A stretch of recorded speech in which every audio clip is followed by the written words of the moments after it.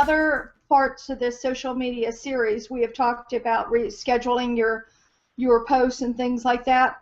I myself, and I have found, I would say more often than not, they don't schedule their Google Plus posts.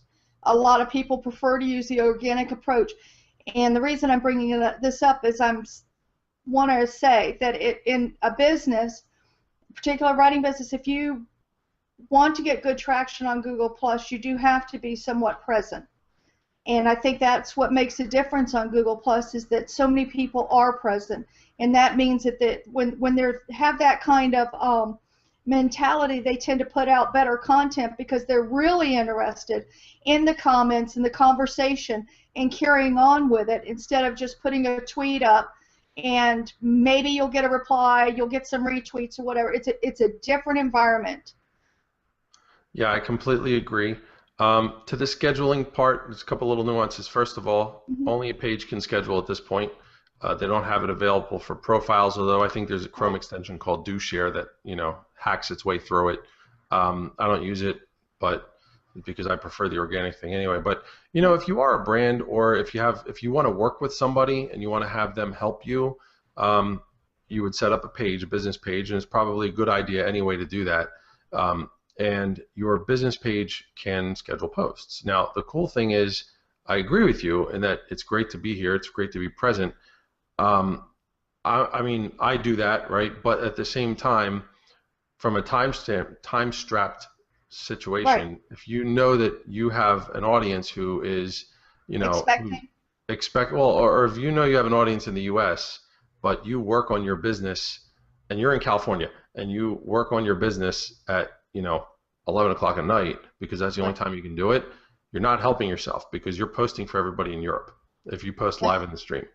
So what you do is you schedule these out, and you come back. The whole thing, I guess what I'm getting at is, you can schedule a post. I don't think there's anything wrong with that, because you want to make sure that it hits as many eyeballs as possible, you know, based on your audience. But make sure you show up to comment and to respond.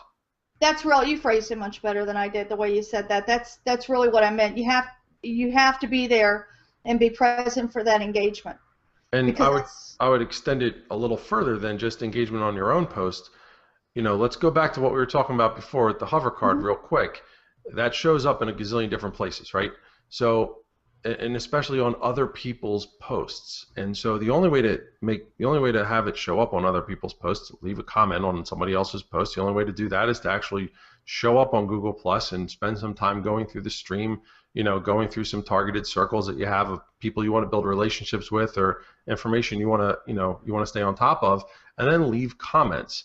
And when you leave comments on other people's posts, you are now handing out your business card to them and everybody else on that who's leaving comments on that post. If your comment's insightful enough and really shows that you know what you're talking about, and it's not just LOL, great, you know, whatever, then, although sometimes there's totally an appropriate time for that, I just want to point that out. But but if you are trying to build a relationship, you're trying to come across as, you know, as an authority, or, you know, whatever, build some rapport with people, you're not going to do the LOL thing. You're gonna leave something insightful or something professional, personable, you know, whatever. And if it's going to catch the attention of not just the person who wrote the post, but also all the people commenting on it, you know, there's one more chance for them to hover over your name, see what you're all about, and add you to their circles right from there, or click over to your profile, which better have a bunch of information, you know, and some great posts on that you've, you know, to show that you're not just all about yourself. And I think that's, you know, that's where a lot of businesses especially are falling short, because they're used to, you know, sending a tweet and just responding maybe, or they're used to Facebook, which does a really lousy job of keeping you notified of comments and interaction on your own post.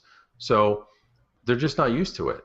You know, LinkedIn's getting a little bit better now that we can tag people and whatnot, but they're just not used to it yet. So there's a cultural shift for a brand that they have to show up, and they can actually, we have this open network, by the way, everybody, where you can, even as a business page, you can go onto somebody else's profile, you can go onto their post, you can leave a comment, you don't have to circle them, they don't have to circle you, it's just open.